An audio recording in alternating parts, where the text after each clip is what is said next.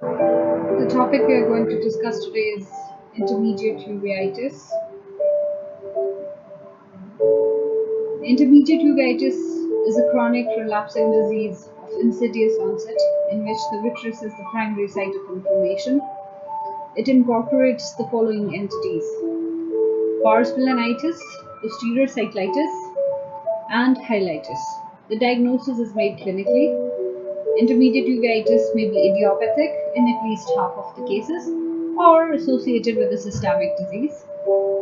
Pars planitis is the term used for a subset of intermediate uveitis in which there is snow banking and or snowball formation, but only if the inflammation is idiopathic, that is with no identifiable underlying infection or systemic disease. Otherwise, the term intermediate uveitis is used.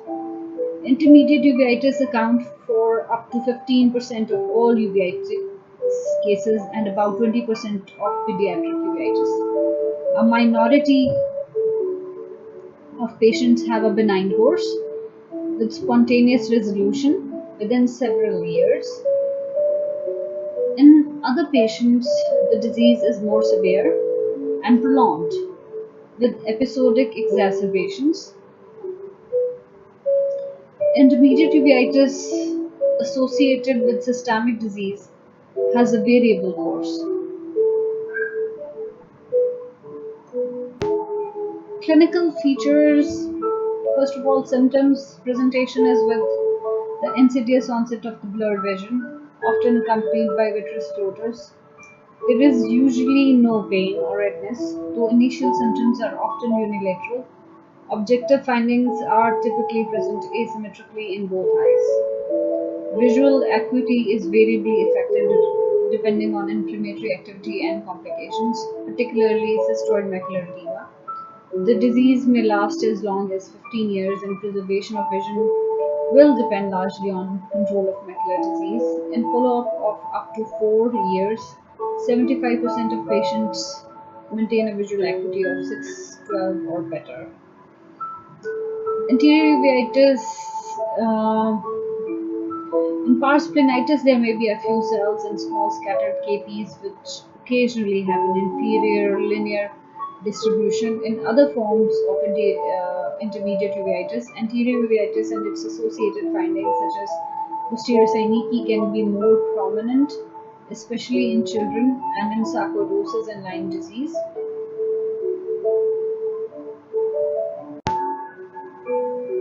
Vitrecell with interior predominance are universal. Vitreous condensation and haze is found in several cases. Snowballs are whitish focal collections of inflammatory cells and exudates, usually most numerous in the inferior vitreous. Uh, there is haziness in the vitreous is actually classified, and there is a different grading. So it's grade 0 if there is a good view of nerve fiber layer. It's +1 if there is clear disc in vessels but hazy nerve fiber layer, and +2 if the disc and vessels are hazy, +3 if only disc is visible, and +4 if even disc visibility is unclear. Uh, Upon slit lamp examination, a small amount of vitreous inflammatory activity can be observed, as it is seen in the picture just behind the lens. And then is the peripheral periphlebitis, which is common particularly in multiple sclerosis. Careful examination of a normal fellow eye in apparently unilateral disease may reveal mild vascular sheathing. Snowbanking is characterized by a gray-white fibrovascular and or exudative plaque that may occur in any or all quadrants, but is most frequently found inferiorly. Now, this is a fibrovascular plaque or exudative, as opposed to condensation uh, or snowballing.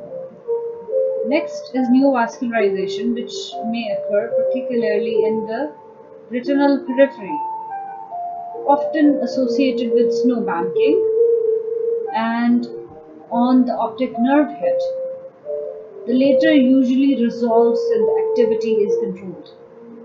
This can sometimes lead to vitreous hemorrhage, retinal detachment, and cyclitic membrane formation. Focal peripheral retinal vasoproliferative tumors are uncommon. Vitreous hemorrhage is more common in children. Optic disc swelling is common, especially in younger patients.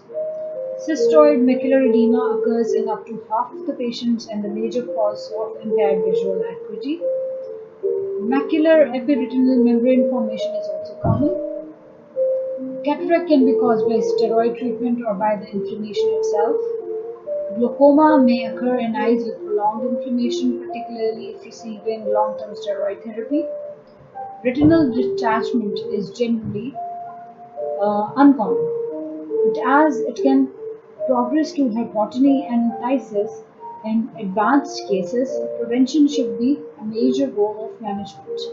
The etiology may be tractional, rhegmatogenous, and occasionally exudative.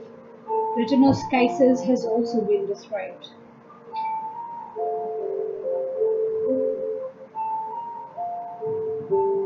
So the investigations.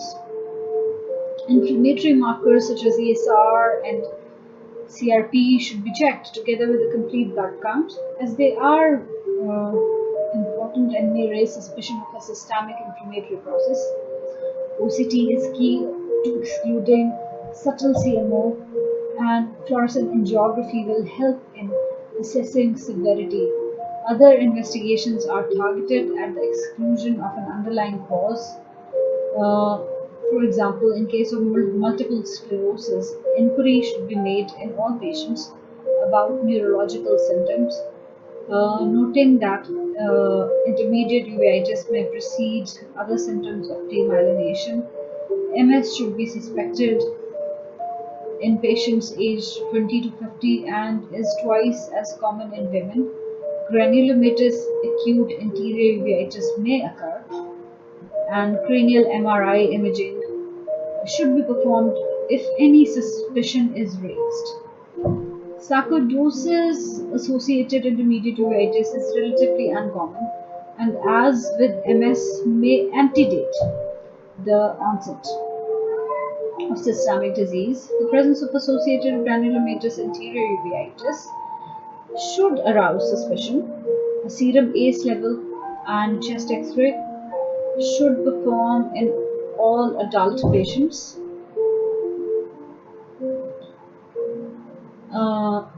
Lyme disease associated intermediate uveitis is often associated with severe anterior uveitis.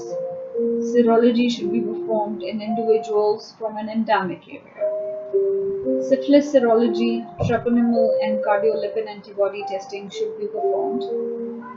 Tuberculosis is an uncommon association that may give rise to respiratory symptoms and may be demonstrated on chest X-ray. Tuberculin skin or blood test, for example quantiferon testing, should be performed prior to steroid treatment in the presence of any suspicion or in endemic areas. Other complications that may give vitritis mimicking intermediate uveitis include Fuchs uveitic syndrome, intraocular lymphoma in older patients, toxocara granuloma, Whipple's disease, endogenous Candida endophthalmitis. Risk factors such as IV drug use should be excluded, and toxoplasmosis. These will commonly be suspected on the basis of history and specific clinical findings. Just like, for example, acute anterior uveitis and Lyme's disease. And so, treatment and Identified infection or other underlying disease should be treated specifically, supplemented by anti-inflammatory measures, of course. Many authorities aim to abolish all active inflammation regardless of whether vision has been affected.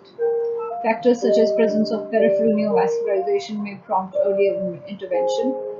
Topical steroids do not reach the posterior segment in higher concentration and therefore have a limited role. This medication is used mainly to treat any anterior segment inflammation. It has been proposed that mild intermediate uveitis, a course of frequent topical steroid of a few weeks duration, may exert some benefit and identify individuals at high risk of IOP elongation without committing to the extended action of depot injection. Regional steroid injections,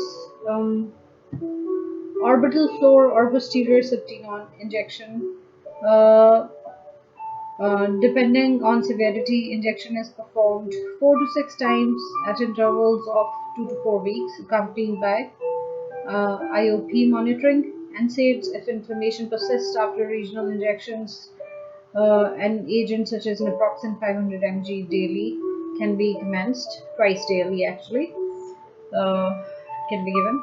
Cryotherapy, double freeze thaw to the pars plana and retinal periphery under peribulbar anesthesia can be highly effective if inflammation is steroid resistant and may be appropriate prior to the systemic steroid.